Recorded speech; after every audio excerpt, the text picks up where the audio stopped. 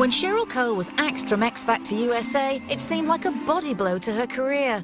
But Cheryl has a knack of turning bad into better than ever before.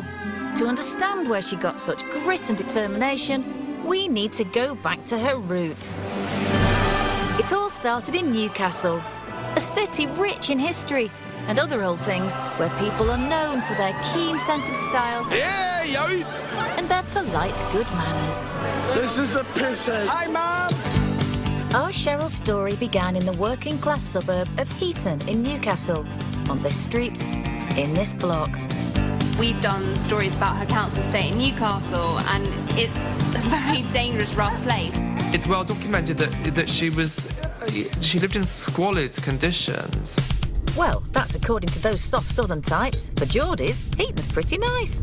Traditionally now, it's a mix of student population and sort of traditional working class population and aspiring middle class people. The fourth of 5 brothers and sisters, Cheryl hardly grew up in a slum, but it wasn't the nicest area, so just how did she get from there to where she is today? Her mum wanted her to be the best. Her mum Joan has been instrumental, I think, in getting Cheryl to go on stage. Every week, whatever Cheryl needed, Cheryl got. And Joan worked really hard to achieve that. And she must be very proud of Cheryl, but Cheryl, again, must be very grateful to her mum. She was voted Bonniest baby. She was always getting prizes for being pretty. And her mum would always say, well, you know, that's good, but, you know, don't get carried away yourself, love, you know, just calm down. So she kept her feet on the ground all the time, which is why I think she's a fairly well-balanced girl today. Also voted Mothercare's best-looking girl of Newcastle, Cheryl's mum registered her with a local talent agency.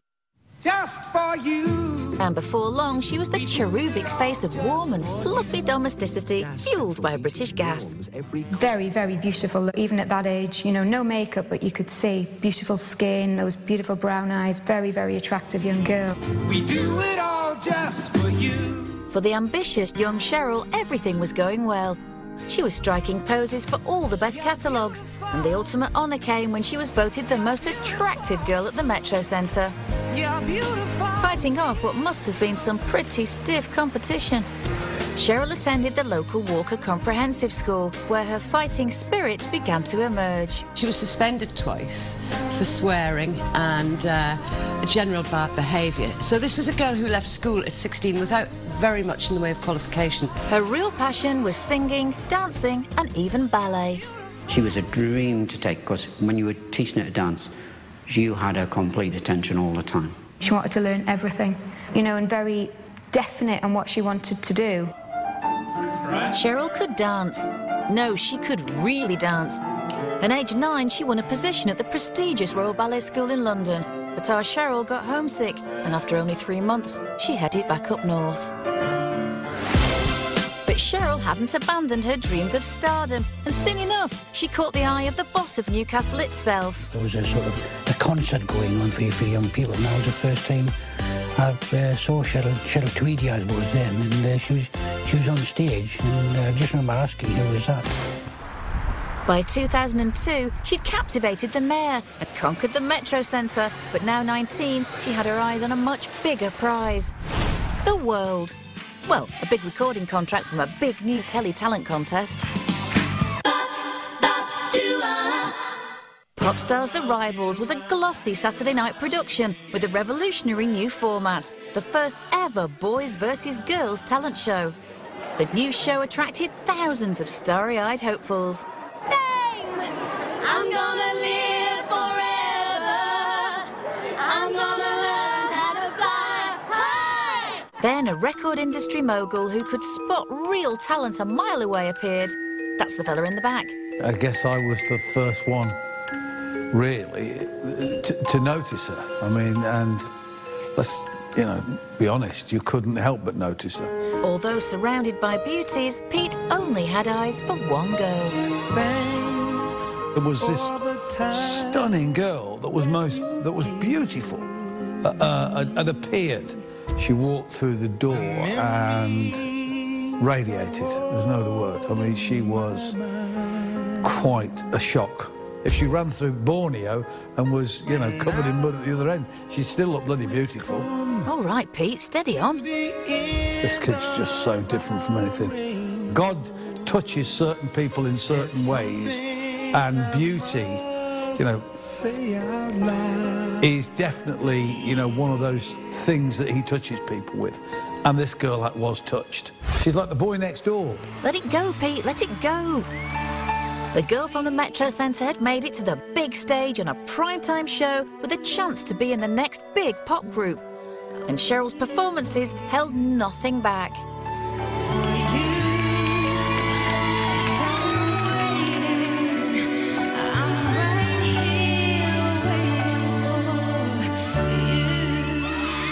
In the end, it was down to me and her and who would get into the band. So in the end, we had to go on and fight our corner, and the public chose for Cheryl to get in and not me.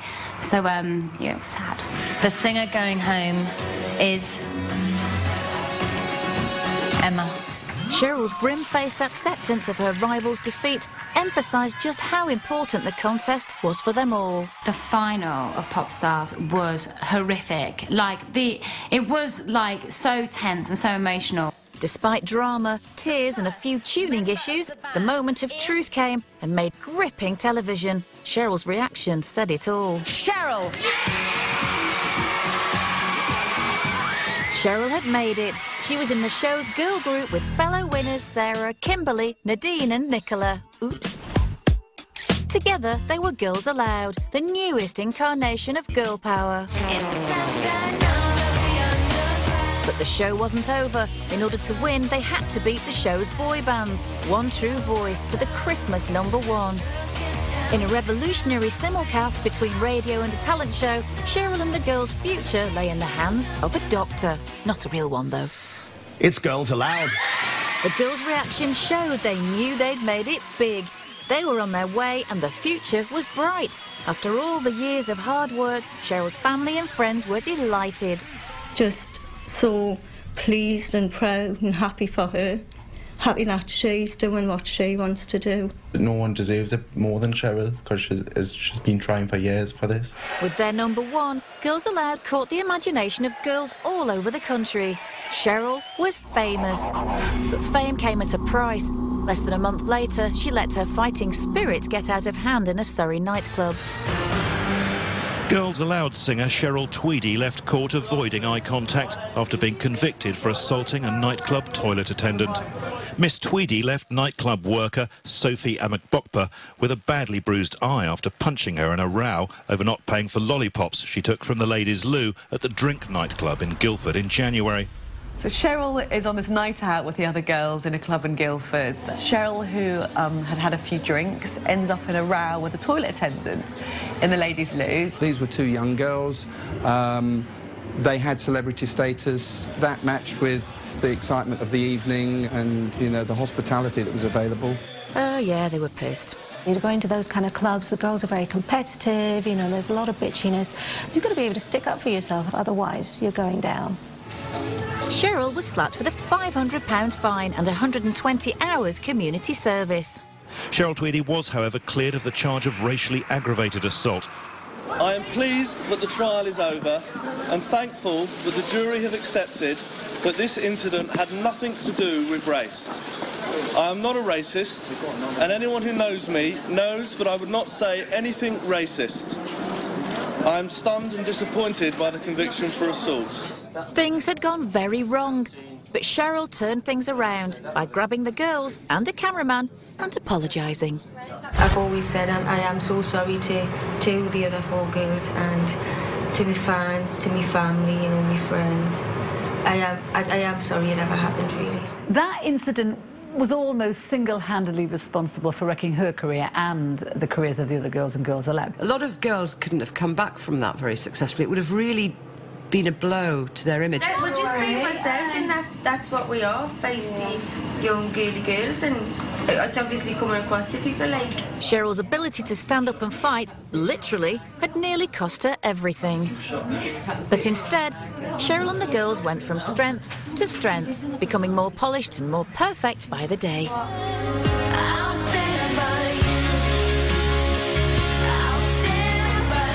It wasn't very long that they suddenly turned into this really hugely popular, successful band. and became glossier looking and, you know, lost weight, which they didn't need to do anyway, but they kind of all got thinner. They had brilliant stylists. Cheryl in particular had been transformed into the classy version of the girl from the council estate. She stood out actually more than the rest because she's more glamorous. By 2004, everything was back on track for Girls Aloud and Cheryl. They had a platinum album, another #1 song, and luxury apartments in a luxury building in a luxury corner of North London. But there was one thing missing for our Cheryl, a footballer boyfriend. Luckily, there was one just upstairs in the same luxury block, with an even more luxurious lifestyle, including multiple giant watches. But our Cheryl wasn't impressed with his chat.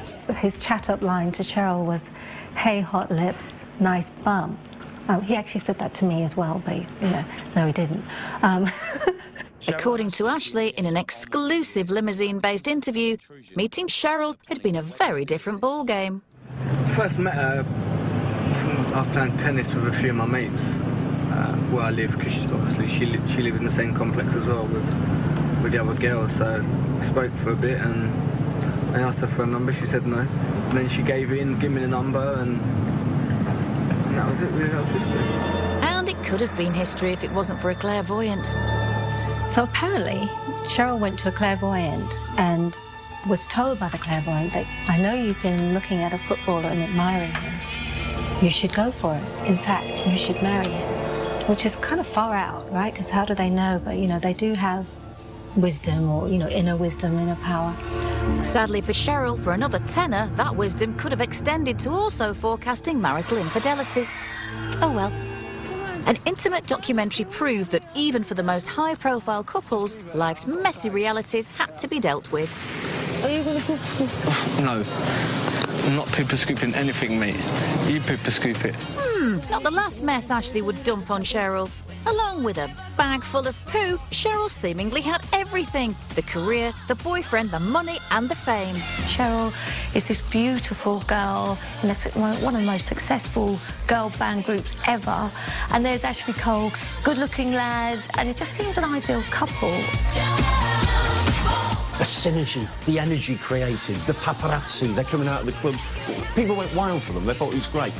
And Cheryl's life and name was about to change forever when in July 2006, Ashley whisked the 23-year-old off to get married.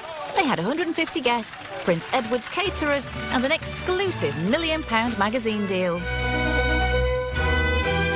Cheryl and Ashley Cole's wedding was just so OTT, but I thought it looked wonderful. I thought she looked so beautiful, and they looked so happy. I mean, to be honest, you know, the whole footballer's wife thing, and I don't get it. The wedding was over the top. They got paid a ridiculous amount for it, but it was kind of the big goodbye, I'm on the A-list now, won't be doing this again. Cheryl thought she'd hit the jackpot, and yet again nearly blew it, this time on the lottery. They ended up doing this terrible promotion for the National Lottery where they both dressed up in, I think, these white outfits. This huge car. I mean, it was like the worst outfits you've ever seen. Him with his shirt undone, literally, to kind of belly button level. He even had his really campily his fingers crossed. Please don't let her find out about the other girls. Cheryl had gone from a Newcastle council estate to floating on a cloud with a footballer and a car. But it was music that had made her famous. She is a pop star. There is no question. The word pop star, or whatever you want to call it, applies to this girl 150%. In 5 years, Girls Aloud had produced 4 albums, sold out 3 UK tours, and were well on their way to having more consecutive hits than any other girl band ever. Wow, who are they? Those beautiful, stunning girls, that's Girls Aloud. And the routines got sexier and the grooming, and it just came together and it was so incredible. It was quite incredible. She was earning fortunes. It was then that her fame just skyrocketed.